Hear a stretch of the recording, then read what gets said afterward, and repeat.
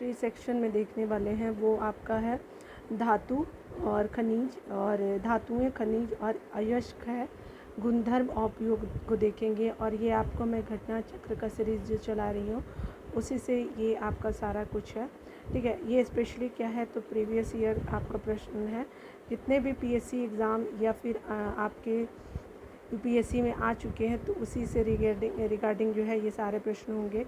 UP PCS के भी प्रश्न इसमें ऐड किए गए हैं। यूपी पीसीएस जो है, ठीक है, तो यूपी पीसीएस उसके अलावा बीपीएससी जो है उसके द्वारा भी बहुत सारे एग्ज़ाम जो भी लिए गए हैं अभी तक, तो उसके भी प्रश्नों को यहाँ पे ऐड किया गया है। तो चलिए हम लोग जितने भी प्रीवियस ईयर आपके केमिस्ट्री वाले सेक्शन है उसको देख लेते हैं। चलिए, यहाँ पे बताया जा रहा है कि भूपट्टी तत्वों का मुख्य उद्गम है, ठीक है। यानी भूपट्टी जो है तत्वों का मुख्य उद्गम है। इसमें धातुओं में ऑक्सीजन और आपके अधातुओं में ऑक्सीजन है और धातुओं में अल्मुनियम सर्वाधिक मात्रा में पाए जाते हैं। तो याद रखिएगा, धातु में ऑक्सीजन और धातु में अल्मुनियम सबसे ज़्यादा भूप्रपट्टी में पाए जाते हैं।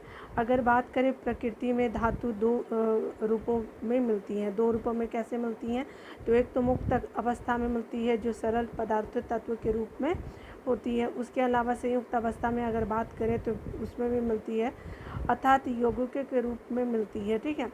प्रकृति में किसी धातु की प्राप्ति इसकी रासायनिक प्रकृति पर निर्भर करती है, ठीक है।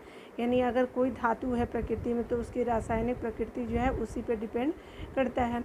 जो धातुएं बहुत कम सक्रिय होती है, जैसे आपके गोल्ड हो गया, प्लेटिनम इत्यादि, वे मुक्त अवस्था में मिलती हैं। अधिकांश धातुएं जो होती हैं सक्रिय होने के कारण क्या होता है, संयुक्त अवस्था में मिलती है, वो सक्रिय रहती हैं। जैसे आपका कॉपर हो गया, धातुओं में कॉपर हो गया, सिल्वर हो गया, उसके अलावा आयरन मुक्त हो गया और संयुक्त दोनों रूप में मिलते हैं, ठीक है। आयरन मुक्त एवं संयुक्त दोनों रूप में मिलते हैं। आयरन जो है फ्री में भी मिलेगा और कंबाइन वाले संयुक्त रूप में भी आपको देखने को मिलेगा, ठीक है। तो चलिए यहाँ पे हम लोग जितने भी अभिक्रिया है उसको देख लेते हैं। यहाँ पे आपका अभिक्रिया में बताया जा रहा है कि अभिक्रिया श्रृंखला में देखें तो यहाँ पे कहा जा रहा है कि अभिक्रिया श्रृंखला के तहत धातुओं का उनकी अभिक्रियाशीलता के घटते क्रम में सूचीबद्ध किया गया है, ठीक है। आगे देखिए, धातुओं की अपेक्षित अभिक्रियाशीलता की अगर बात करें तो देख लेते हैं, यानी जितना नीचे जाएगा उतना कम होता जाएगा। तो पोटेशियम, जिसको के से डिनोट करते हैं, सबसे ज़्यादा अभिक्रियाशील है। उसके बाद आपका जो होती हैं, और ये सभी जो हैं धातुएं हैं, याद रखेंगे ये सभी धातुएं हैं। उसके बाद पोटेशियम के बाद आपका सोडियम है, उसके बाद कैल्शियम है, मैग्नीशियम है, और ये आपका एल्युमिनियम है, जस्ता है, जस्ता के बाद है आपका लोहा, फिर लेड, कॉपर, पारा, चांदी और स्वर्ण है। सबसे कम अभिक्रियाशील जो है वो सोना है, ठीक है, याद रखेंगे। अगर बात करें ऊपर देखते हैं तो यहाँ पे जो भी पॉइंट दिए हुए हैं तो वो हमको जानना चाहिए। यहाँ पे बताया जा रहा है क्या कि खनिज के बारे में अगर बात करें तो धातुएं तथा उनके यौगिक पृथ्वी में जिस रूप में मिलते हैं खनिज कहे जाते हैं। अयस्क की बात करें तो उन खनिजों को जिनसे धातु निकालना आर्थिक दृष्टि से लाभदायक होता है, अयस्क कहलाते हैं, ठीक है। यानी कहने का मतलब कि आर्थिक दृष्टि से लाभदायक होता है वो क्या कहलाते हैं, अयस्क कहे जाते हैं। धातु प्राय क्या होते हैं, ऑक्साइड, सल्फाइड और कार्बोनेट, हैलाइड और सल्फेट रूप में पाए जाते हैं। कौन, तो धातुएं जो पाई जाती हैं, ठीक है। यहाँ देखिए कहा जा रहा है क्या कि अगर बात करें तो यहाँ पे जितने भी दिए हुए धातुएं और धातुओं के अयस्क दिए हुए हैं, ठीक है, यहाँ पे आप देख सकते हैं, ठीक है। विभिन्न नामों को देख लीजिए आप यहाँ पे वीडियो को पॉज करके और आप सारे चीज़ों को देख सकते हैं, ठीक है। हम लोग ये सब इम्पॉर्टेंट जो है वो MCQ फॉर्मेट में हम लोग देख ही लेंगे, ठीक है। तो ये मैं आपको स्लोली कर दे रही हूँ, तो आप उसको वॉच कर सकते हैं, वीडियो को पॉज कर लीजिएगा, ठीक है।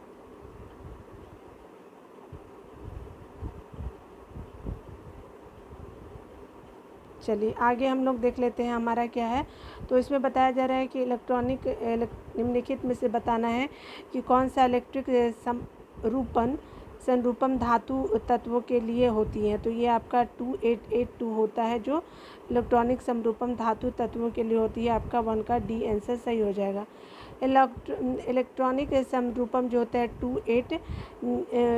28 नियॉन, और आपका क्या होता है 288 आर्गन अक्रिय गैसों के लिए है, ठीक है, एवं आपका 287 क्लोरीन के लिए होती है, और इलेक्ट्रॉनिक समरूपम 2882 कैल्शियम के लिए प्रयुक्त होता है, ठीक है। आगे देखिए कहा जा रहा है क्या कि सबसे अधिक क्रियाशील धातु की बात करें तो ये क्या है, तो पोटेशियम है, आपका 2 का डी हो जाएगा, ठीक है। आगे देखते हैं, यहाँ पे कहा जा रहा है कि सर्वाधिक क्रियाशील धातुएं जो होता है पोटेशियम है। क्रियाशीलता के आधार पर दी गई धातुओं का क्रमवत जो है क्रम निम्नवत है। सबसे ज़्यादा कौन है, पोटेशियम है, उसके बाद आपका है सोडियम, सोडियम से कम क्रियाशील आपका कैल्शियम, कैल्शियम से कम क्रियाशील आपका आयरन यानी Fe है, ठीक है। तो ये हमने देख लिया, चलिए ऊपर देख लेते हैं। यहाँ पे आगे बताया जा रहा है क्या कि अगर बात करें कि निम्नलिखित धातु युग्मों में एक में से सबसे हल्की धातु और सबसे भारी धातु कौन है, तो सबसे जो भारी धातु हल्की धातु है लिथियम है, और असमियम क्या है, तो ये आपकी भारी धातु आती है, ठीक है। अगर यहाँ देख लेते हैं, यहाँ पे कहा जा रहा है क्या कि डिटेल में देख लेते हैं, तो लिथियम के परमाणु क्रमांक की 3 है, परमाणु भार क्या है, तो 6.941 है, और घनत्व कितना होता है, तो 0.534 है, ठीक है। पारा जो है परमाणु क्रमांक 80 होता है, परमाणु भार आप देख सकते हैं 200.59 है, ठीक है। और ये भी आप देख सकते हैं ये सब, और उस्मियम कितना 76 है, और 76 के बाद क्या है, ये परमाणु क्रमांक है इसका। अगर बात करें परमाणु भार का तो 190.23 है, ठीक है, ये देख लिया हमने। उसके अलावा कहा जा रहा है क्या कि अगर बात करें लिथियम सबसे हल्की और ओस्मियम सबसे भारी धातु है, ठीक है। ओस्मियम सर्वाधिक घनत्व वाली भी है और वाली प्राकृतिक धातु है। अगर घनत्व की बात करें तो देख लीजिए यहाँ पे 22 जो है वो 61 जो है वो सबसे ज़्यादा घनत्व किसका, तो ओस्मियम का ही है, और ये सबसे भारी धातु है, ठीक है, इसीलिए इसको भारी धातु कहा जाता है, ठीक है। आगे बोला जा रहा है कि सर्वाधिक कठोर तत्व कौन है, तो जो हीरा है वो तत्व है, तो ये आपका हीरा सबसे प्रकृति में सर्वाधिक कठोर हीरा होता है तत्व के रूप में। देखिए यहाँ पे कहा जा रहा है क्या कि अगर बात करें निम्नलिखित में से कौन जो कठोरतम धातु है, तो ये टंगस्टन जो होता है वो कठोरतम धातु होता है, 5 का डी सही हो जाएगा, ठीक है। देखिए अधातु हीरा सभी प्राकृतिक वस्तुओं में जो है वो सर्वाधिक कठोर होता है, जबकि धातुओं की कठोरता सामान्यतः रॉकवेल हार्डनेस परीक्षण द्वारा परिभाषित की जाती है, ठीक है।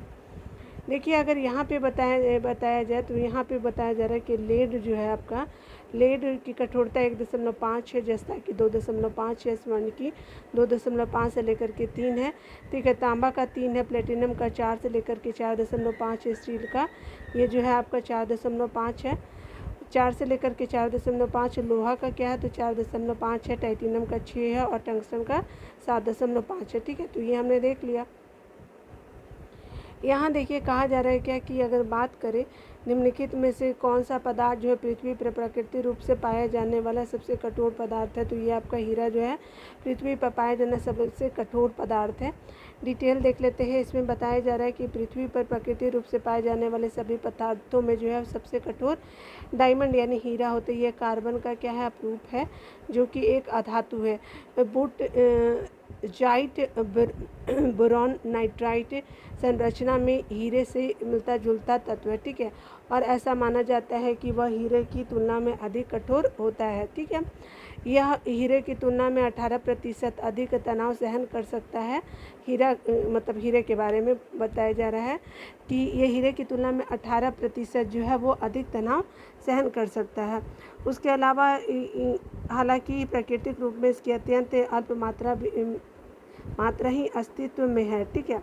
यानी कहने का मतलब कि आपका जो ये आपका जो है यानी बोटजाइट जो बोरान नाइट्रेट है संरचना में हीरे से मिलता जुलता है, ठीक है, और ये क्या है आपका 18% अधिक तनाव सहन कर सकता है हीरे के मुकाबले ज़्यादा। अगर बात करें हालांकि प्रकृति में इसकी मात्रा बहुत ही अस्तित्व में कम है, तो यहाँ पे बताया जा रहा है कि अब बोटजाइट जो है वो बोरान नाइट्रेट की कठोरता गुणों का प्रायोगिक रूप से परीक्षण किया जाना शेष है, ठीक है, अभी भी इसमें करना बाकी है, ठीक है। इसीलिए आपका क्या है, तो डी ही आंसर सही होगा, ठीक है। यहाँ पे जैसे आपने देखा कि अभी परीक्षण करना अभी बाकी है, तो चलिए देख लेते हैं। यहाँ पे कहा जा रहा है क्या कि निम्नलिखित में से कौन जो है वो पदार्थ बहुत कठोर और बहुत तन्य है। तो ये आपका नाइक्रोम जो होता है कठोर भी है और तन्य भी है, तो आपका 7 का डी हो जाएगा। कोरेंडम जो है वो एल्युमिनियम का क्या है, आईएस का है। कोरेंडम किसका है, तो एल्युमिनियम का इसका है। तो के कारण क्या होता है कि एल्युमिनियम गुंधर से युक्त होता है, जो कठोर एवं क्या होता है, तन्य होता है। कास्ट आयरन कठोर होता है। कास्ट आयरन क्या होता है, कठोर होता है, किंतु दबाव पर क्या हो जाता है, भंगुर प्रवृत्ति के कारण तन्य नहीं है।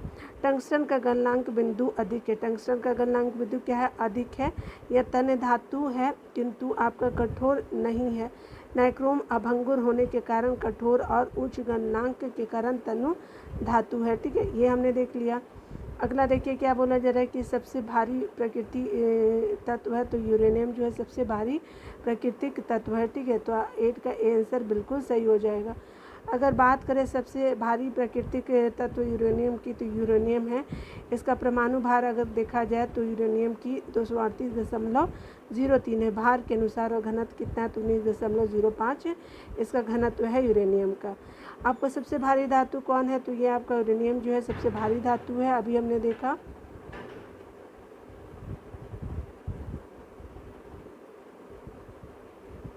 अगला अगर देखें तो यहाँ पे कहा जा रहा है कि निम्नलिखित में से सबसे भारी धातु है। तो ये आपका प्लेटिनम जो होता है वो सबसे भारी धातु है। ठीक है, यहाँ पे बोला जा रहा है कि उपर्युक्त प्रश्न में भारी तत्व भारी का तात्पर्य घनत्व से है। ठीक है, और यहाँ पे उपयुक्त विकल्पों में प्लेटिनम सर्वाधिक घनत्व वाली धातु है, जिसका घनत्व 21.45 ग्राम प्रति घन सेंटीमीटर होता है। चांदी का घनत्व अगर बात करें तो 10.5 ग्राम प्रति घन सेंटीमीटर है। उसके अलावा अगर हम लोग पारा Hg की बात करें तो 13.54 आपका ग्राम प्रति घन सेंटीमीटर है। सोने का घनत्व अगर बात करें तो यह है आपका 19.3 ग्राम घन सेंटीमीटर होगा। ठीक है, तो याद रखेंगे।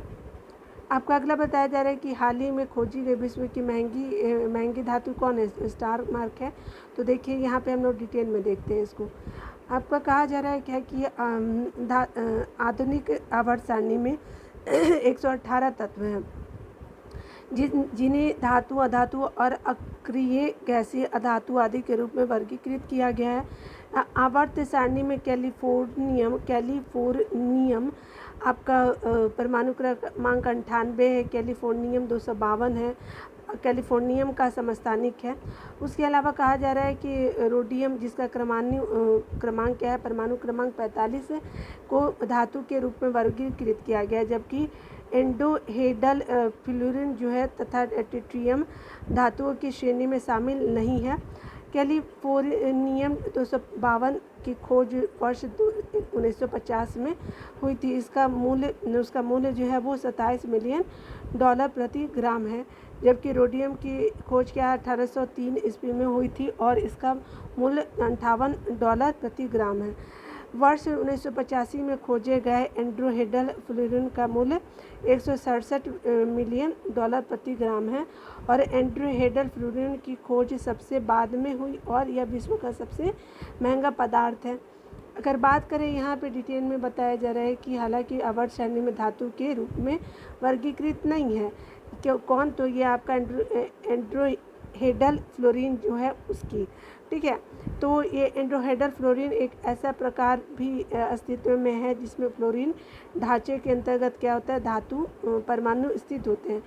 आवर्त सारणी का संदर्भ लेने पर उत्तर हेतु जो है वो सबसे महंगी धातु के रूप में कैलिफोर्नियम 252 का चुनाव किया जा सकता है, लेकिन हाल ही में खोजी गई धातु के बारे में पूछा गया और इस दृष्टि से कैलिफोर्नियम 252 प्रश्न के उत्तर के रूप में प्रयुक्त नहीं है। साथ ही एंड्रोहेडल फ्लोरीन के सबसे बाद में होने खोजे जाने सबसे महंगा पदार्थ होने और एंड्रोहेडल मेटलोफ्लोरीन के अस्तित्व में होने के चलते इसका क्या है, इसका भी उत्तर जो है अभिष्ट उत्तर के रूप में चयन का विचार किया जा सकता है। ठीक है, इसीलिए इस कारण से बोला गया है कि गलत तरह से संचालित करने और इसमें भ्रामक तथ्यों का समावेश होने की वजह से क्या हुआ था कि इलाहाबाद हाईकोर्ट ने इसको बाहर कर दिया था। ठीक है, कभी कभी ऐसे क्वेश्चन भी दे देते हैं ना, इसका रिलेवेंट ही नहीं रहता है।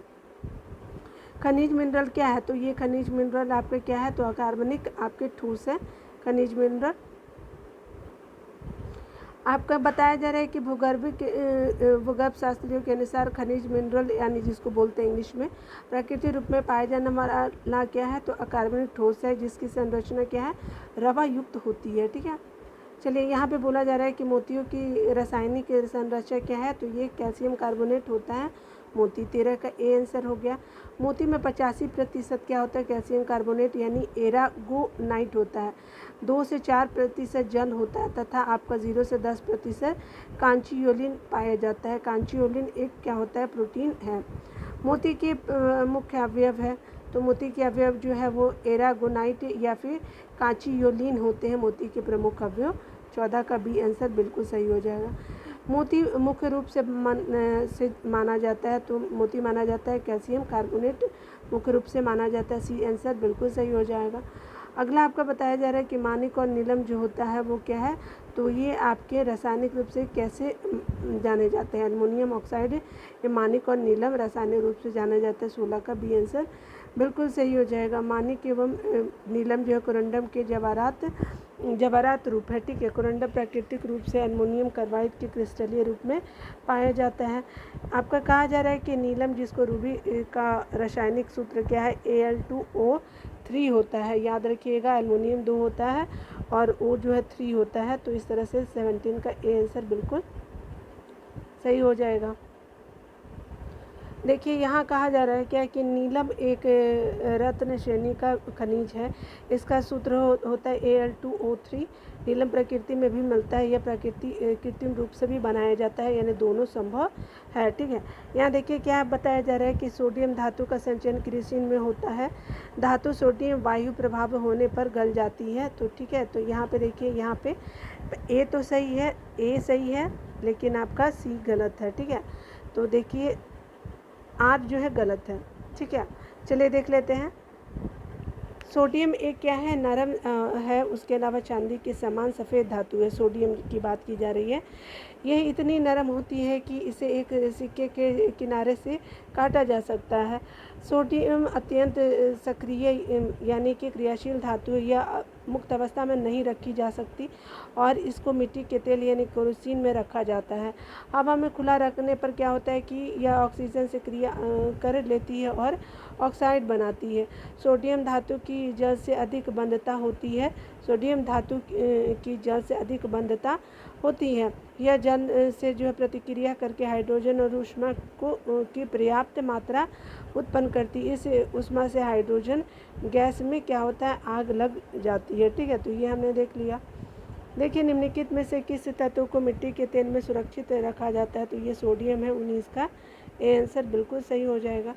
देखिए यहाँ पे कहा जा रहा है क्या कि आज का सड़क की रोशनी में पीले लैंप बहुतायत रूप में प्रयुक्त हो रहे हैं। इन लैंपों में निम्न में से किसका उपयोग करते हैं, तो ये सोडियम का उपयोग करते हैं।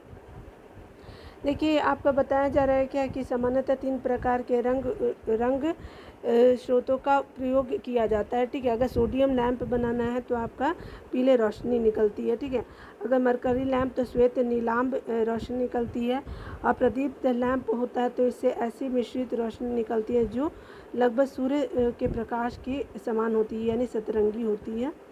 देखिए यहाँ कहा जाता है कि सोडियम जो है वो वाष्प लैंप प्राय जो होता है, सोडियम वाष्प लैंप प्राय सड़क प्रकाश के लिए प्रयुक्त होता है। क्यों? क्योंकि इसका जो होता है इसका प्रकाश क्या होता है, एक वर्णीय है और पानी की बूंदों से गुजरने पर विभक्त नहीं हो पाता। 21 का बी आंसर बिल्कुल सही हो जाएगा। चलिए देख लेते हैं, देख लिया आपने, बी सही है। चलिए यहाँ पे देखते हैं, यहाँ पे बताया जा रहा है कि प्रदीप्त नली में सर्वाधिक सामान्य प्रयोग होने वाला धातु कौन है, तो ये पारा वाष्प आर्गन प्रदीप्त नली में यूज़ होता है। तो आपका आर्गन भी रहता है, पारा वाष्प भी रहता है। ठीक है, तो आंसर सी हो जाएगा। देखिए यहाँ पे कहा जा रहा है कि प्रदीप्त नली में सर्वाधिक जो होते हैं निम्न दाब युक्त पारा वाष्प और आर्गन गैस भरी जाती है। कभी कभी जिनॉन, नियॉन और क्रिप्टॉन का भी प्रयोग किया जाता है। ठीक है, यहाँ देखिए कहा जा रहा है क्या कि निम्नलिखित में से धातुओं में से कौन जो है स्वतंत्र अवस्था में पाई जाती है, तो सोना जो होती है वह स्वतंत्र अवस्था में पाई जाती है। देखिए यहाँ कहा जा रहा है कि धातु में सोना की रासायनिक सक्रियता सबसे कम होती है। इससे क्या होता है कि यह स्वतंत्र अवस्था में जिसके कारण पाई जाती है स्वतंत्र अवस्था में सोना। धातु की घटती हुई यानी ऊपर से नीचे रासायनिक अभिक्रिया सक्रियता का क्रम अगर देखें तो देखिए लिथियम के बाद क्या है पोटेशियम, और उसके बाद बेरियम, उसके बाद स्ट्रेसियम, उसके बाद सोडियम, कैल्शियम और आपका मैग्नीशियम, उसके अलावा एल्युमिनियम, उसके अलावा मैग्नीज, जिंक हो गया, मैग्नीज जिंक, उसके आपका manganese zinc, chromium, iron, cadmium, cobalt, nickel, tin हो गए, उसके अलावा लेड हो गया, आपका कॉपर हो गया, मरकरी, सिल्वर और प्लेटिनम और गोल्ड हो गया। सोना को घोला जाता है, तो सोना को घोला जाता है किससे, तो यहाँ नहीं दिया हुआ है तो देख लेते हैं हम लोग, स्टार मार्क है। देखिए स्वर्ण नाइट्रिक सल्फ्यूरिक और हाइड्रोक्लोरिक अम्ल से प्रभावित नहीं होता है, ठीक है, परंतु अम्लराज यानी आपका 3 भाग सांद्र हाइड्रोक्लोरिक अम्ल तथा 1 भाग सांद्र नाइट्रिक अम्ल का सम्मिश्रण में घुलकर क्लोरोऑरिक अम्ल बनाता है, यानी HAUCl4 बनाता है, ठीक है, ये हमने देख लिया।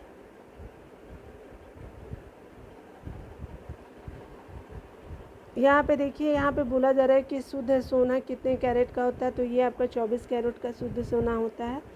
देखिए यहाँ पे बोला जा रहा है कि स्वर्ण की शुद्धता डिग्री अथवा कैरेट में मापी जाती है। विशुद्ध स्वर्ण जो होता है 1000 डिग्री अथवा आपका 24 कैरेट का होता है। चूँकि यह बहुत ही मुलायम होता है इसलिए इसका उपयोग जो है आभूषण बनाने के लिए नहीं किया जाता है। सामान्यतः आभूषण बनाने के लिए 10 से 22 कैरेट तक ही सोना अच्छा माना जाता है, ठीक है। अति मुलायम खनिज यानी टाल्क सोपस्टोन मुक्त होता है, तो ये क्या होता है, तो आपका मैग्नीशियम और मैग्नीशियम सिलिकेट होता है सोपस्टोन यानी टाल्क बनाए जाने के लिए। देखिए आपका क्या बोला जा रहा है कि अति मुलायम आपका जो होता है वो खनिज यानी टाल्क स्टोन जो होते हैं वो मैग्नीशियम सिलिकेट होता है, याद रखिएगा। अगला देखिए कैल्शियम विद्यमान होता है, तो निम्नलिखित पदार्थों में से कैल्शियम जो होता है विद्यमान होता है, जिप्सम में होता है। 27 का सी आंसर बिल्कुल सही हो जाएगा। जिप्सम में क्या है, तो खनिज है, इसमें सूक्ष्म तत्व गंधक और कैल्शियम प्रचुर मात्रा में पाया जाता है, ठीक है। रासायनिक संरचनाओं की दृष्टि से यह कैल्शियम का सल्फेट है, इसमें जल के 2 अणु उपस्थित होते हैं। इसका रासायनिक सूत्र क्या होता है, CaSO4 और 2H2O होता है, 2H2O, ठीक है, याद रखिएगा CaSO4 और आपका 2H2O जिप्सम खनिज का। चूना पत्थर का रासायनिक नाम है, तो ये आपका कैल्शियम कार्बोनेट जो है चूना पत्थर का रासायनिक नाम है। देखिए चूना पत्थर एक क्या होता है कि अवसादी चट्टान होता है और इसमें अधिकांश मात्रा में कैल्शियम कार्बोनेट CaSO3 की होती है। साथ में इसमें सिलिका होता है, एल्युमिनियम एवं लोहा आदि अपद्रव मिश्रित होते रहते हैं, ठीक है। प्लास्टर ऑफ पेरिस रासायनिक रूप में है, तो ये किस लिए होते हैं, तो कैल्शियम सल्फेट के रूप में प्लास्टर ऑफ पेरिस रासायनिक रूप से है, ठीक है। 29 का ये ए आंसर बिल्कुल सही हो जाएगा। देखिए यहाँ पे कहा जा रहा है कि अर्ध जल योजित आपके कैल्शियम सल्फेट को सामान्यतः प्लास्टर ऑफ पेरिस कहते हैं। यह एक सफ़ेद चून है, इसका उपयोग जो शल्य क्रिया में पट्टियों के रूप में होता है। इससे मूर्तियाँ या फिर मूर्तियों के साँचे भी बनाए जाते हैं। इसका सूत्र क्या होता है, CaSO4 ½ होता है, ठीक है। कैल्शियम सल्फेट हेमीहाइड्रेट इसको बोलते हैं, ये आपका जो होता है। प्लास्टर ऑफ पेरिस बना होता है, तो ये चूना पत्थर से बना होता है। किससे बना होता है, जिप्सम से बना होता है, चूना पत्थर नहीं, तो याद रखिएगा आपका जिप्सम से बना होता है प्लास्टर ऑफ पेरिस। यहाँ देखिए आपका क्या बोला जा रहा है, तो आपका प्लास्टर ऑफ पेरिस का रासायनिक सूत्र वो कैल्शियम सल्फेट हेमीहाइड्रेट है, ठीक है। यानी आपका रासायनिक अगर सूत्र बोला जाएगा प्लास्टर ऑफ पेरिस का, तो कैल्शियम सल्फेट हेमीहाइड्रेट है प्लास्टर ऑफ पेरिस का। यह जिप्सम का बना होता है। इसका प्रयोग जो होता है वो शल्य क्रिया में पट्टियों के रूप में होता है, किसका, CaSO4 ½ का। इससे मूर्तियाँ एवं मूर्तियों के साँचे भी बनाए जाते हैं। देखिए यहाँ पे बोला जा रहा है कि टूटी हुई हड्डियों की रक्षा के लिए प्लास्टर ऑफ पेरिस का उपयोग होता है। जिप्सम में जो है वो आपका यूज़ होता है, यह है जिप्सम का बना होता है। आपका देखिए कितना बोला जा रहा है, तो आपका प्लास्टर ऑफ पेरिस, तो ये क्या होता है कि ये CaSO4 और ये आपका क्या होता है, ½ होता है, और ये होता है जिप्सम का, ठीक है। ये जिप्सम का हो गया, ये आपका प्लास्टर ऑफ पेरिस का, ठीक है। देखिए यहाँ पे बताया जा रहा है कि अगर बात करें डॉक्टर, कलाकार एवं मूर्तिकार कैल्शियम सल्फेट का उपयोग करते हैं, इसका लोकप्रिय नाम है, तो ये आपका क्या प्लास्टर ऑफ पेरिस जो है इसका लोकप्रिय नाम है। देखिए मोनोजाइट किसका एच है, तो ये आपका क्या है, तो ये थोरियम का जो है वो मोनोजाइट है, और केरल के तटों पे ये आपका मोनोजाइट यानी थोरियम मिलता है, ठीक है। तो याद रखिएगा 34 का बी आंसर बिल्कुल सही हो जाएगा। देखिए यहाँ पे कहा जा रहा है कि मोनोजाइट जो है वो थोरियम, लिथियम और सीरियम का मिश्रण है, ठीक है। भारत में यह केरल तट पर पर्याप्त मात्रा में पाया जाता है। माइका है, माइका क्या होता है, ये आपका चालक होता है और विद्युत का कुचालक होता है। ऊष्मा का क्या होता है, चालक होता है, और आपका विद्युत का कुचालक होता है। आप 35 का ये याद रखेंगे।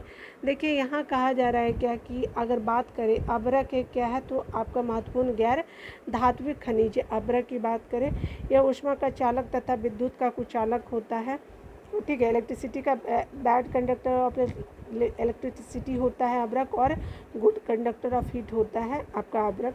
इसका मुख्यतः प्रयोग जो किया जाता है विद्युत उद्योग में किया जाता है, क्योंकि इसमें विद्युत रोपण क्षमता होती है। इसमें क्या होता है, विद्युत रोधन क्षमता अधिक होती है, यह उच्च वोल्टेज को भी सह सकते हैं तथा इससे ऊर्जा क्षय भी कम होता है। अभ्रक की पारगम्यता शक्ति तथा रासायनिक स्थिरता अधिक होती है, अतः इसे संधारित तथा अधिक वोल्टेज के विद्युत उपकरणों के लिए जो इंसुलेटर के निर्माण में प्रयुक्त किया जाता है, ठीक है, अभ्रक का। देखिए यहाँ कहा जा रहा है कि निम्नलिखित में से आपको बताना है कि किस उद्योग में अभ्रक कच्चे माल के रूप में प्रयुक्त होते हैं, तो ये विद्युत में किए जाते हैं कच्चे माल के रूप में। तो 36 का डी आंसर बिल्कुल सही हो गया। यहाँ पे कहा जा रहा है कि अगर बात करें निम्नलिखित द्रवों में से कौन सा जो है ऊष्मा का अच्छा चालक है, तो ये आपका पारा है। देखिए यहाँ देखते हैं, यहाँ पे डिटेल में बताया गया है। तो कहा जा रहा है क्या कि अगर बात करें धातु ऊष्मा की अच्छी चालक होती है, धातुएं जितनी भी धातुएं हैं ऊष्मा की अच्छी चालक होती है। धातुएं अधिकांशतः क्या होती है, ठोस होती हैं, परंतु पारा क्या है, धातु के रूप में आपके लिक्विड में, ठीक है, ये द्रव्य में है, जो आपके साधारण ताप पर भी द्रव अवस्था में विद्यमान रहती है। यहाँ पे बोलना जा रहा है कि पारा द्रव अवस्था में धातु होने के कारण ऊष्मा का क्या है, चालक है। यानी कहने का मतलब कि पारा जो है वो द्रव अवस्था में धातु होने के कारण क्या, तो ऊष्मा का ये चालक है। देखिए यहाँ पे क्या बोला जा रहा है, तो कहा जा रहा है कि ऊष्मा का सर्वाधिक उत्तम चालक क्या, तो पारा भी हमने देखा है।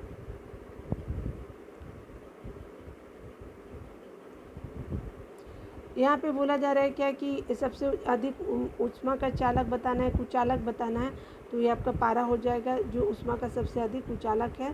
सी आंसर बिल्कुल सही हो जाएगा। यहाँ पे बोला जा रहा है कि ऐसे ही देखिए, क्योंकि कोई भी ऐसा पदार्थ जिसमें विद्युत धारा या ऊष्मा प्रवाहित ना हो, कुचालक कहते हैं। जैसे आपका लकड़ी हो गया, कांच इत्यादि हो गया, सभी धातुएं ऊष्मा की चालक होती है, लेकिन अन्य धातुओं की तुलना में लेड यानी सीसा एवं पारा की ऊष्मा चालकता कम होती है। लेड की ऊष्मा चालकता लगभग कितनी है, तो 34.7 आपका W/MK है। उसी तरह से जबकि आपका पारा की आपका ऊष्मा चालकता क्या है, तो आपका 8.41 W/MK होती है, ठीक है। आगे देखिए यहाँ पे कहा जा रहा है क्या, निम्नलिखित में से कौन जो है वो धातु सामान्य ताप पर आपका द्रव्य अवस्था में रहता है। धातु की बात की जा रही है, तो सी हो जाएगा पारा। देखिए यहाँ पे बोला जा रहा है पारा जो है चांदी जैसे सफ़ेद और चमकीली होती है। यह साधारण ताप पर क्या होता है, द्रव अवस्था में विद्यमान रहता है। यह ऊष्मा एवं विद्युत का सुचालक होता है, और अन्य जो होते हैं वो ठोस अवस्था में हैं। देखिए यहाँ पे बोला जा रहा है कि निम्नलिखित में से जो कौन सा सामान्य ताप पर द्रव्य है, तो पारा। धातु में पूछा था, तो धातु पारा हो जाएगा। देखिए पारे का साधारणतः जो है ताप मापी यंत्रों के उपयोग किया जाता है, क्योंकि इसकी विशेषता क्या होती है, इसकी विशेषता उच्च संचालन शक्ति होती है, ठीक है। पारे का साधारणतः ताप मापी यंत्रों में उपयोग किया जाता है, क्योंकि इसकी विशेषता है उच्च संचालन शक्ति की, ठीक है। देखिए यहाँ पे कहा जा रहा है कि पारे का साधारणतः क्या होता है कि तापमापी यंत्रों में व्यापक रूप से जो है वो प्रयोग किया जाता है। क्योंकि इसकी ऊष्मीय प्रसार की दर उच्च होती है, अतः जब इसे तापमापी यंत्रों में प्रयोग किया जाता है तो यह तापमान में होने वाले अल्प से अल्प परिवर्तनों को भी क्या कर लेता है, दर्ज कर लेता है। साथ ही इसका क्वथनांक भी क्या होता है, उच्च होता है, जिसके कारण क्या होता है कि यह उच्च तापमानों को मापने हेतु सर्वथा उपयुक्त रहता है। तापमापी के पारे के प्रयोग के मुख्य कारण क्या है, तो देखिए तापमापी के पारे के प्रमुख उपयोग है, यह क्या होता है, अपारदर्शी एवं चमकदार है, अतः अंकित ताप के पठन में सुविधा होती है। इसकी ऊष्मीय चालकता क्या होती है, बहुत उच्च होती है, यह शीघ्र ही ताप को अंकित करता है। ठीक है, आगे देखेंगे। अगला बताया जा रहा है कि आपका पारा जो है कांच पर नहीं चिपकता है और अधिक वाष्पशील भी पारा नहीं होता, अतः क्या बोला जा रहा है कि ताप को शुद्धता से अंकित कर पाता है।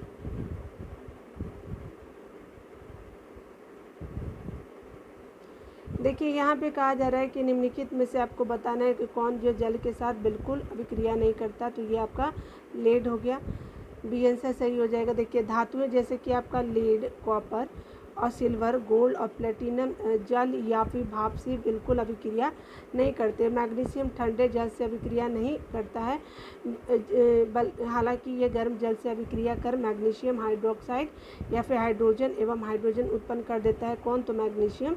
उसके अलावा अगर बात करें धातुएं ऐसे एल्युमिनियम, लौह और जस्ता गर्म जल दोनों से अभिक्रिया नहीं करती है, यानी धातुएं जैसे कि एल्युमिनियम हो गया, लौह एवं जस्ता जो होती है वो ठंडे एवं गर्म जल दोनों से अभिक्रिया नहीं करती हैं, हालांकि ये भाप से अभिक्रिया कर धातु ऑक्साइड और हाइड्रोजन का निर्माण करती हैं। ठीक है, ये देख लिया हमने। देखिए आप बोला जा रहा है कि तब कोई प्रतिक्रिया नहीं होती जब भाप गुजरती है ऊपर से, किस पे, तांबे के ऊपर से अगर भाप गुजरेगी तो कोई प्रतिक्रिया नहीं होगी। देखिए लोहा जो है आपका बताया जा रहा है कि किससे प्राप्त होता है, तो ये हेमेटाइट से होता है, लोहा प्राप्त होता है। हेमेटाइट से क्या होता है, तो लोहा प्राप्त होता है, जबकि मोनेजाइट रेत से थोरियम प्राप्त होता है। पिंच ब्लेड में क्या होता है, यूरेनियम प्राप्त होता है। ठीक है, याद हो गया। देखिए यहाँ पे बोला जा रहा है कि निम्नलिखित लौह अयस्कों में से बैलाडीला में किसका खनन होता है, तो बैलाडीला में हेमेटाइट का खनन होता है। ये आंसर बिल्कुल सही हो जाएगा। ठीक है, बैलाडीला खान जो है वो छत्तीसगढ़ के दांतेवाड़ा जिले में स्थित है। ठीक है, उसके अलावा अगर देखें तो हेमेटाइट लौह अयस्क का खनन किया जाता है, यहाँ से हेमेटाइट लौह अयस्क का खनन किया जाता है। हेमेटाइट उच्च गुणवत्ता वाला लौह अयस्क है, यह मुख्य रूप से छत्तीसगढ़, झारखंड, आपका उड़ीसा और असम, बिहार आदि क्षेत्रों में आपका हेमेटाइट जो मिलता है। जबकि अपेक्षाकृत कम गुणवत्ता वाला मैग्नेटाइट लोहा अयस्कों की प्राप्ति जो होती है वो आपका क्या होता है, गोवा, कर्नाटका, आंध्र प्रदेश, आपका केरल और तमिलनाडु में आपको देखने को मिलेंगे। ठीक है, चलिए तंत्रिका अपहास जिसको न्यूरो डिजेनेरेटिव बोलते हैं, समस्याओं के लिए उत्तरदायी माने जाने वाले मोनोजाइट कण पर्यावरणीय प्रदूषणों के रूप में निम्नलिखित में से किससे उत्पन्न होते हैं। ठीक है, तो चलिए देख लेते हैं यहाँ पे डिटेल में। यहाँ पे देखिए, यहाँ पे आपका क्या होगा, तो यहाँ पे पांचों में से होगा। मोटर गाड़ी के ब्रेक से, मोटर गाड़ी के इंजन से, घरों में प्रयोग होने वाले माइक्रोवेव स्टोव से, बिजली से यंत्रों से और टेलीफोन लाइनों से भी ये आपको देखने को मिल जाएगा। ठीक है, तो ये क्या होता है कि आपको ब्रेन को अफेक्ट करता है। देखिए यहाँ पे कहा जा रहा है कि तंत्रिका अपहास की अगर बात करें तो न्यूरो डिजेनरेटिव समस्याओं के लिए उत्तरदायी माने जाने वाले मोनोजाइट कण पर्यावरणीय प्रदूषकों के रूप में प्रश्न में दिए गए सभी कारकों से उत्पन्न होते हैं। मोटर गाड़ी के ब्रेक में एंटी लॉक ब्रेकिंग सिस्टम होता है, यानी मोटर गाड़ी के ब्रेक में क्या होता है, तो एंटी लॉक ब्रेकिंग सिस्टम होते हैं जो उपयोग करने पर चुंबकीय कण उत्पन्न करते हैं। मोटर गाड़ी के इंजन में जो है उच्च शक्ति के चुंबक का उपयोग होता है जो चुंबकीय कण उत्पन्न करते हैं। ठीक है, माइक्रोवेव स्टोव में एक चुंबकीय स्टीरर का उपयोग किया जाता है। जो वेब स्टॉप होता है उसमें चुंबकीय स्टीरर का उपयोग होता है जो चुंबकीय कण उत्पन्न करता है। अगर अगला बात किया जाए तो यहाँ पे बताया जा रहा है कि बिजली संयंत्रों में उपभोग होने वाला कोयला दहन से जुड़े मोनेजाइट महीन कणों का एक क्या होता है, प्रमुख स्रोत होता है। ठीक है, उसके अलावा अगर बात करें जो होता है टेलीफोन लाइन कम आवृत्ति और कम ऊर्जा के विद्युत चुंबकीय क्षेत्र उत्पन्न करते हैं और आपके जो मोनेजाइट कणों के स्रोत होते हैं। बिल्कुल सही। चलिए ये हम लोग देख लेते हैं। यहाँ पे देखिए, यहाँ पे देख लेते हैं पहले A B C D। तो पारा तो जानते ही हैं कि ये क्या होता है, आपका द्रव अवस्था में रहता है तो 2 हो जाएगा। सोडियम को क्या किया जा सकता है, तो ये आपका चाकू से काटा जा सकता है तो 4 हो जाएगा। आप सीसा देखिए तो आपका चांदी क्या होता है, तो ये आपका क्या होता है, विद्युत का कुचालक होता है तो 1 हो जाएगा। सीसा क्या होता है, तो ऊष्मा का क्या होता है, कुचालक हो जाता है तो आपका क्या हो जाएगा, 3 हो जाएगा। 4 2 1 3 है, 4 2 1 3 हमने देख लिया। यहाँ पे सी हो जाएगा। चलिए डिटेल में भी हम लोग ऊपर देख लेंगे। अभी देखिए यहाँ पे डिटेल में बताया जा रहा है कि सोडियम की अगर बात करें तो चाकू से आसानी से काटा जा सकता है सोडियम को। पारा कमरे के ताप पर द्रव अवस्था में। चांदी जो है वो विद्युत का क्या है, अच्छा सुचालक है। सीसा क्या है, ऊष्मा का कुचालक है सीसा। ठीक है, अगर अगला देखते हैं यहाँ पे बताया जा रहा है तो चलिए इसको भी देख लेते हैं।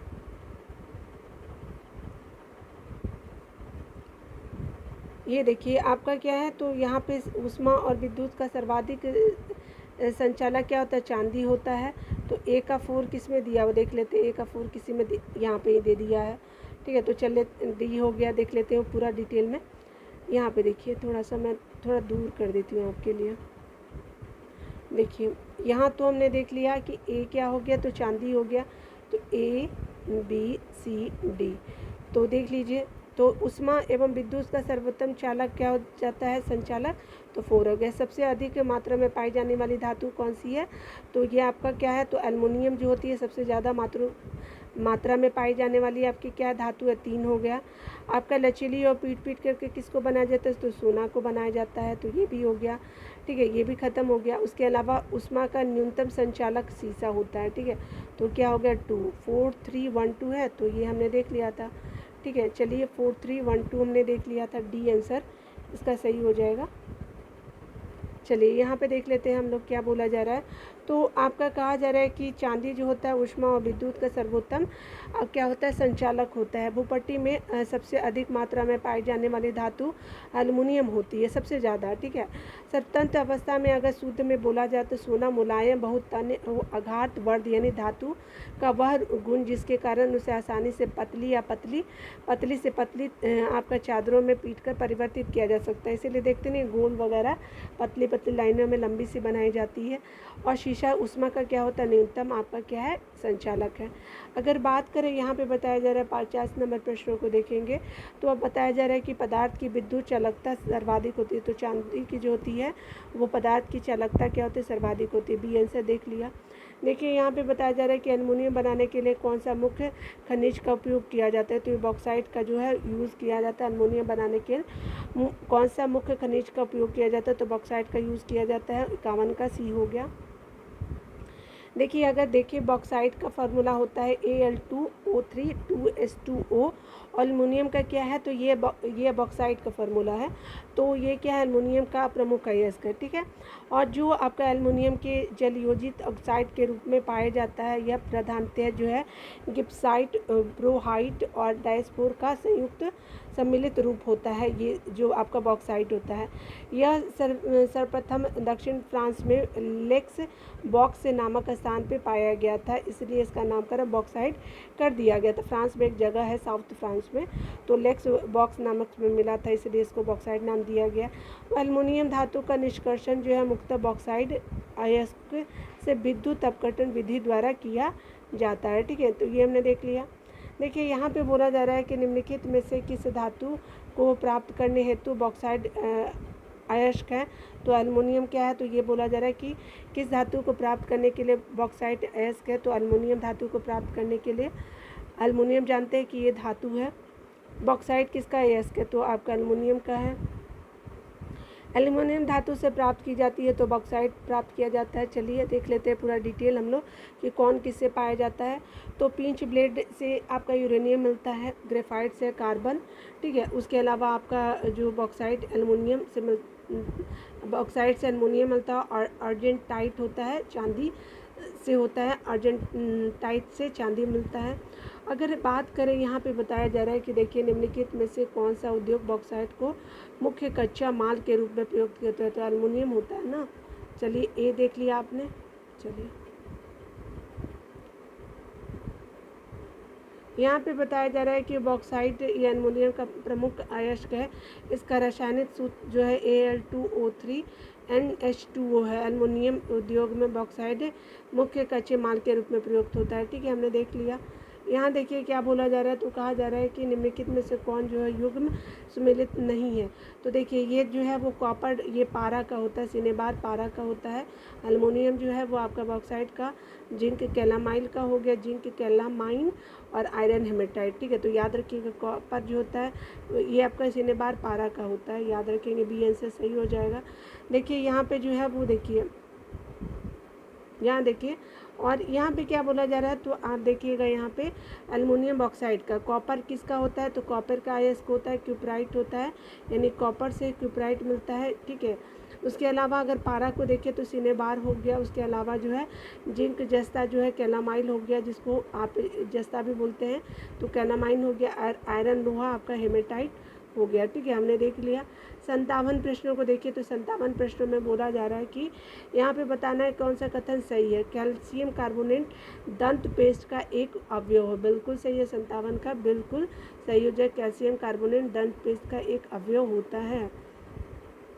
यहाँ पे बताया जा रहा है कि सामान्यतः टूथपेस्ट में क्या होता है, 20 से 42% जल उपस्थित होता है। टूथपेस्ट में बताया जा रहा है, टूथपेस्ट जो होता है प्रमुख अवयव होता है अपघर्षक, फ्लोराइड या फिर आद्रक होता है इसमें अवयव। सामान्यतः टूथपेस्ट में अपघर्षक की मात्रा 50% तक होती है। अपघर्षकों में एल्युमिनियम हाइड्रोक्साइड एवं कैल्शियम कार्बोनेट के अविलय कण शामिल होते हैं, ठीक है, अगर बात करें टूथपेस्ट में तो, ठीक है। उसके अलावा कहा जाता है कि नाभिकीय रिएक्टर में उच्च दाब पर सामान्य आपका जल या फिर ड्यूटेरियम ऑक्साइड का शीतलक के रूप में भी प्रयोग किया जाता है। उसके अलावा जबकि fast breeder test reactor FBTR में शीतलक के रूप में गलत सोडियम का प्रयोग किया जाता है, ठीक है। देखिए यहाँ पे बोला जा रहा है क्या कि अगर बात करें यहाँ पे सूची ए को सूची बी से मिलाने का, तो देखिए यहाँ पे हम लोग देख लेते हैं। चलिए हम लोग डायरेक्ट ही देख लेते हैं। यहाँ पे देखिए यहाँ पे क्या है, तो ये आपका बी आंसर सही हो जाएगा। तो चलिए हम लोग देख लेते हैं यहाँ पे डिटेल। यहाँ पे बताया जा रहा है कि अगर भंजन की बात करें तो भंजन क्या है, तो भंजन की क्रिया में उच्च तापमान पर कार्बन के बड़े अणु छोटे अणु में टूट जाते हैं, भंजन में, जिसको क्रैकिंग कहते हैं। इस प्रक्रिया में पेट्रोलियम प्राप्त किया जाता है। प्रगलन जो होते हैं तांबे के अयस्क के अयस्क से शुद्ध आपके तांबा प्राप्त करने की रासायनिक विधि में प्रयुक्त एक प्रक्रिया है। हाइड्रोजनीकरण जो प्रक्रिया है वो खाद्य तेलों पर निकेल उत्प्रेरक की उपस्थिति में हाइड्रोजन प्रवाहित करने पर वह जो है वास्तविक घी में परिवर्तित हो जाता है।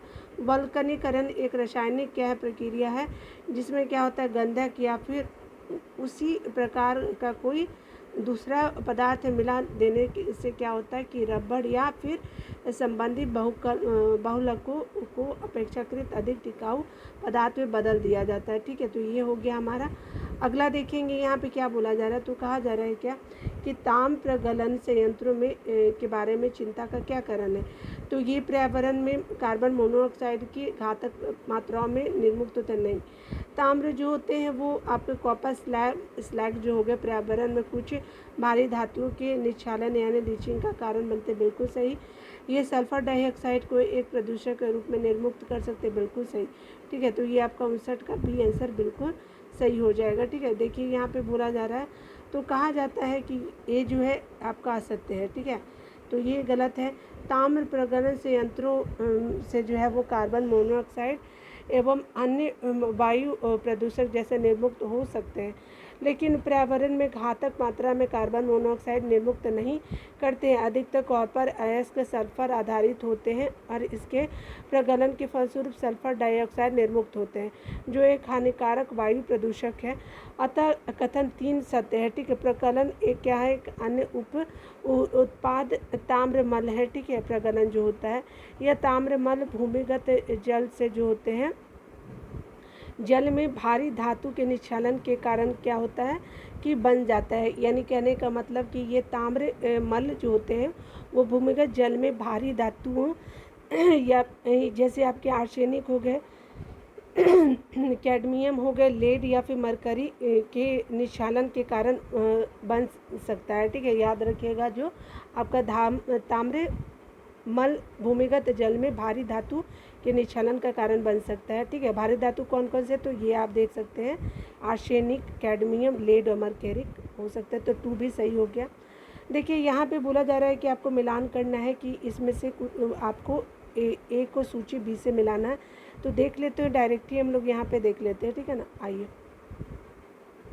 तो देखिए आपने हीरा देखा, तो हीरा क्या था, तो ये हीरा क्या था, तो आपका हीरा कार्बन था, तो ये हीरा को चला जाएगा। संगमरमर क्या था, तो संगमरमर क्या था, तो आप देख सकते हैं कि ये आपका, रुकिए डायरेक्ट ही मैं बात बता दे रही हूँ, ठीक है। तो देखिए ये जो हो जाएगा आपका 4 हो जाएगा, ठीक है। कैसे, तो देखिए यहाँ पे डिटेल देख लेते हैं।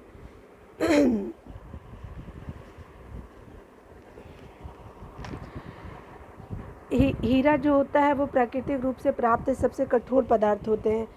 हीरे में कार्बन परमाणु एक दूसरे से चतुष्फलकीय जालीय व्यवस्था द्वारा बंधे होते हैं। मार्बल एक रूपांतरित पत्थर है जो आपके शुद्ध कैल्साइट यानी आपका क्या होता है, कैल्शियम कार्बोनेट का यह क्रिस्टलीय रूप से बना होता है। रेत का प्रमुख संगठक सिलिका है, ठीक है। रेत का प्रमुख संगठक क्या है, सिलिका SiO2 होता है। और मानिक या फिर रूबी या फिर गुलाबी या फिर लाल रंग का एक रत्न है। और ये क्या होता है कि क्रोमियम तत्व की आपका क्या होता है, उपस्थिति के कारण इसका रंग क्या होता है, लाल होता है। क्रोमियम किसकी उपस्थिति में होता है, तो आपका ये जो आपका देखिए मानिक जो होता है या रूबी बोलते हैं, गुलाबी या फिर लाल रंग का रत्न है। और मुक्त क्रोमियम तत्व की उपस्थिति के कारण जो होता है वो मानिक क्या होता है, लाल होता है। रूबी का प्रमुख संगठन एल्मुना होता है, Al2O3 होता है। साथ ही इसमें अल्प मात्रा में क्रोमियम आयन भी उपलब्ध होता है, ठीक है। चलिए ये वाला मैं बता ही दूँ क्या आपको, रुक जाइए मैं कोशिश करती हूँ। चलिए हीरा और आपका कैल्शियम है, चलिए ऊपर वाला देख लेते हैं। यहाँ पे मैं लिख देती हूँ, ठीक है। यहाँ पे मैं लिख देती हूँ हीरा और आपका क्या है, कैल्शियम लिख देती हूँ, ठीक है। आप समझ लीजिएगा, Cm, ठीक है। तो देखिए आपका क्या है, तो हीरा क्या हो जाएगा, तो हीरा एक कार्बन है। संगमरमर क्या हो जाएगा, तो ये आपका हो जाएगा एक कैल्शियम हो जाएगा। बालू क्या होता है, तो ये आपका सिलिकॉन हो जाता है। तो आप देख भी रहे होंगे कि C का 2 है, C का 2 भी आपको देख रहा होगा। तो C का आपका क्या हो जाएगा, सिलिकॉन हो जाएगा। मानिक क्या होता है, एल्युमिनियम होता है। तो इस तरह से आप भी याद रखिएगा। ये हमने देख लिया। चलिए यहाँ पे बोला जा रहा है कि निम्नलिखित में से आपको बताना है कि क्या जल से हल्का होता है। तो सोडियम जो होता है वो जल से हल्का होता है, ठीक है। देखिए सोडियम का अपेक्षित घनत्व जो होता है 0.97 होता है। घनत्व की बात की जाए, ये जल से हल्का होने के कारण यह क्या होता है, जल पर तैरने लगता है, ठीक है। अगर बात करें, यहाँ पे बोला जा रहा है कि निम्नलिखित नीचे दिए गए पदार्थों में उनके घनत्व के अवरोही क्रमानुसार बताना है। यानी आपका बड़ा से छोटा के तरफ जाना है, घनत्व वाइज में बताना है, बिग टू स्मॉल। तो देखिए सोना के घनत्व ज़्यादा होते हैं, उसके बाद पारा होता है, फिर इस्पात होता है, ठीक है। तो सोना, पारा और आपका इस्पात हो गया। 62 का बी आंसर बिल्कुल सही हो जाएगा। देखिए यहाँ पे भी आप देख सकते हैं कि अगर घनत्व वाइज करें तो देखिए ये आपका जो सेंटीग्राम में है और किलोग्राम में है, ये ग्राम प्रति सेंटीक्यूब में है और केजी मीटर क्यूब में है, ठीक है। पारा का कितना है, तो आप 19.3 देखेंगे। सोना का क्या 19.3, पारा का 13 दशमलव कितना, तो 6 है, ठीक है। और 13,534 भी है। ठीक है। ये आपका केजी मीटर क्यूब में है। और आप अगर देखेंगे इस्पात का तो 7.8 है। तो इस तरह से सोना के बाद पारा, पारा के बाद आपका देख सकते हैं कि आपका इस्पात हो जाएगा। ठीक है। अगला देखिए, यहाँ पे कहा जा रहा है क्या कि अगर बात करें निम्नलिखित में से किसका गलनांक सबसे अधिक है, तो आपका जो सबसे ज़्यादा गलनांक अधिक है वो आपका बोरॉन का सबसे ज़्यादा उच्च गलनांक होता है। तो ये याद रखेंगे, बोरॉन हो जाएगा। यहाँ पे बताया जा रहा है कि किसी ठोस पदार्थ का गलनांक वह तापमान होता है जिस पर वह अपनी ठोस अवस्था से पिघलकर द्रव अवस्था में पहुँच जाता है। गलनांक पर एक ठोस और द्रव प्रवस्था सौम्य अवस्था में होती है। ठीक है। बोरोन क्या होता है, का गलनांक जो होता है 2453 के होता है। एल्युमिनियम का जो होता है वो 933 के होता है। और सिलिकॉन का क्या होता है आपका 1663 के होता है। ठीक है। लोहा का क्या होता है, तो गलनांक 1808 के होता है। ठीक है। और बोरान का जो गलनांक होता है सबसे ज़्यादा होता है। ठीक है, हमने देख लिया। अगर बात करें यहाँ पे बोला जा रहा है, ये हमने तो देख लिया। ठीक है, ये हमने देख लिया 63 प्रश्नों को। अब मिश्र धातु को हम लोग अगले वीडियो में देखेंगे। तो चलिए मिलते हैं अगले वीडियो में। तब तक के लिए खुद का ख्याल रखिए, पढ़ते रहे। टेक केयर वीडियो देखने के लिए।